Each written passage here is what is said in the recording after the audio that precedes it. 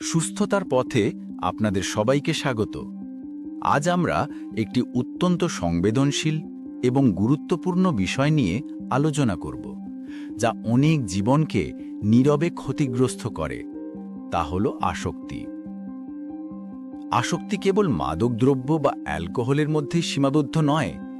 এটি ইন্টারনেট, জুয়া, খাবার বা এমনকি কিছু সম্পর্কের ক্ষেত্রেও দেখা দিতে পারে। আসক্তি একটি রোগ, কোনো দুর্বলতা নয়, এবং এটি থেকে মুক্তি পাওয়া সম্ভব। আসুন জেনে নিই কিভাবে এই কঠিন পথ পাড়ি দিয়ে একটি নতুন, সুস্থ ও আনন্দময় জীবন শুরু করা যায়। প্রথমেই আমরা কথা বলবো আসক্তিকে স্বীকার করা নিয়ে।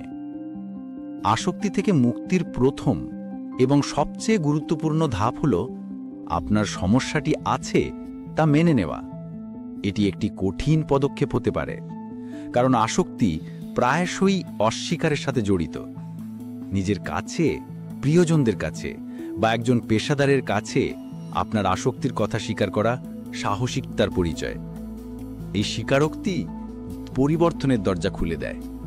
মনে রাখবেন, আপনি একা নন। এই সমস্যাটি নিয়ে বহু মানুষ সংগ্রাম করছেন এবং অনেকেই সফলভাবে এটি থেকে বেরিয়ে এসেছেন। এরপর প্রয়োজন হয় সাহায্যের হাত বাড়ানো। আসক্তি থেকে একা মুক্তি পাওয়া অত্যন্ত কঠিন হতে পারে, তাই পেশাদার সাহায্য নেওয়া অপরিহার্য। একজন চিকিৎসক, মনোবিজ্ঞানী বা আসক্তি বিশেষজ্ঞ আপনাকে সঠিক পথ দেখাতে পারেন। তারা আপনার পরিস্থিতি মূল্যায়ন করে ডিটক্সিফিকেশন, কাউন্সেলিং, থেরাপি বা ঔষধের মাধ্যমে চিকিৎসার পরিকল্পনা তৈরি করবেন। এমন অনেক সাপোর্ট গ্রুপ আছে, যেমন অ্যালকোহলিক্স অ্যানোনিমাস বা নার্কোটিক্স অ্যানোনিমাস, যেখানে আসক্তি থেকে মুক্তি পাওয়া মানুষজন একত্রিত হয়ে একে অপরকে সমর্থন যোগায়। এই ধরনের গ্রুপে যুক্ত হওয়া আপনাকে একত্বতা এবং সাহস যোগাবে। আসক্তির মূল কারণ খুঁজে বের করা খুবই জরুরি। প্রায়শই আসক্তির পেছনে মানসিক চাপ, উদ্বেগ, বিষণ্ণতা, ট্রমা বা অন্যান্য মানসিক সমস্যা লুকিয়ে থাকে। থেরাপি বা কাউন্সেলিংয়ের মাধ্যমে এই অন্তর্নিহিত কারণগুলো চিহ্নিত করা এবং সেগুলোর মোকাবিলা করা সম্ভব।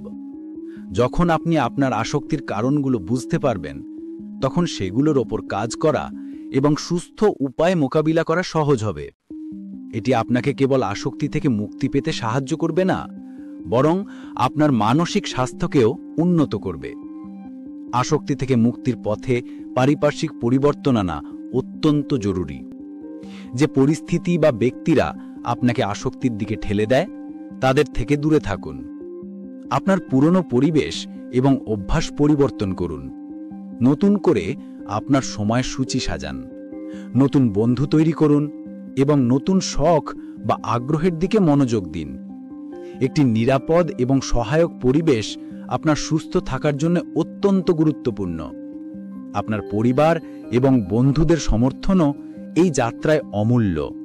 তাদের সাথে খোলামেলা কথা বলুন এবং তাদের সাহায্য নিন। নতুন এবং স্বাস্থ্যকর অভ্যাস গড়ে তোলা আসক্তি থেকে মুক্তির জন্য অপরিহার্য। নিয়মিত ব্যায়াম, সুষম খাদ্যাভ্যাস, পর্যাপ্ত ঘুম এবং মানসিক চাপ কমানোর কৌশল, যেমন মেডিটেশন বা যোগব্যায়াম, এগুলো আপনার শারীরিক ও মানসিক স্বাস্থ্যকে উন্নত করবে। যখন আপনার শরীর ও মন সুস্থ থাকবে, তখন আসক্তির দিকে ফিরে যাওয়ার প্রবণতা কমে যাবে। নতুন কিছু শেখা, সৃজনশীল কাজ করা বা স্বেচ্ছাসেবকমূলক কাজে অংশ নেওয়াও আপনাকে জীবনের নতুন অর্থ খুঁজে পেতে সাহায্য করবে। আসক্তি থেকে মুক্তি একটি দীর্ঘ এবং চ্যালেঞ্জিং প্রক্রিয়া হতে পারে। এই পথে হোঁচট খাওয়া বা পিছলে যাওয়া অস্বাভাবিক নয়, তবে সবচেয়ে গুরুত্বপূর্ণ হল হাল না ছাড়া। যদি আপনি কোনো কারণে আবার পুরনো অভ্যাসে ফিরে যান, তবে নিজেকে দোষারোপ না করে দ্রুত আবার সঠিক পথে ফিরে আসার চেষ্টা করুন। এটি আপনার যাত্রার একটি অংশ মাত্র।